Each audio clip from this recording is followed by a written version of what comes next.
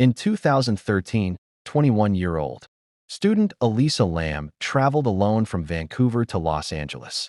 She checked into the Cecil Hotel, a place with a dark, disturbing history. Located in downtown LA, the Cecil has been home to suicides, overdoses, serial killers, and stories that border on the supernatural. But Elisa didn't know that.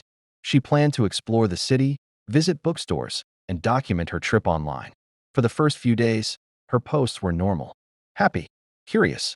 Then, they stopped. On January 31st, Elisa vanished.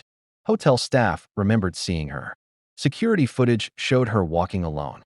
But after that, nothing. She was simply gone. Her family flew in from Canada. Police searched the building.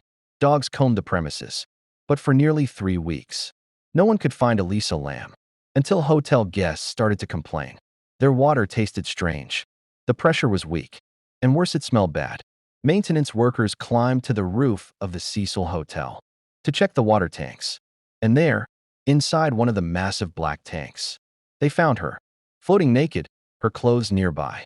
The lid was closed. And that should have been impossible. Authorities quickly ruled it accidental drowning. They said she had bipolar disorder, that she likely had a mental health episode, that she climbed into the tank herself, closed the heavy lid, and died. But none of it made sense. The tanks were nearly impossible to access. They required a ladder, a key, and the roof was locked. Even trained staff had trouble getting them open. And then there was the footage. Security camera footage from the elevator. You can still watch it online. Elisa steps in, presses several buttons. But the doors don't close. She peeks out into the hallway, like someone's following her. She hides, gestures strangely, moves her hands like she's trying to communicate, or casting a spell. And then, she steps out, never to be seen alive again. The internet exploded with theories. Some said she was being stalked. Others blamed paranormal forces. After all, the Cecil Hotel is where serial killer Richard Ramirez, the Night Stalker, once lived.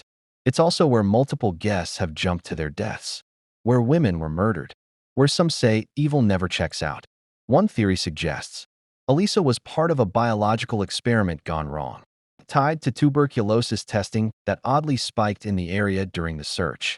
Others believe it was murder, that someone followed her, and authorities covered it up to protect the hotel's reputation. To this day, no one knows exactly how Elisa Lam got onto that roof, into that tank, and why the elevator acted so strangely. Was it mental illness? Was it foul play? Or was the Cecil Hotel hiding something that can't be explained? One thing is certain. She was terrified. And she didn't deserve to die alone, in the dark, in a water tank.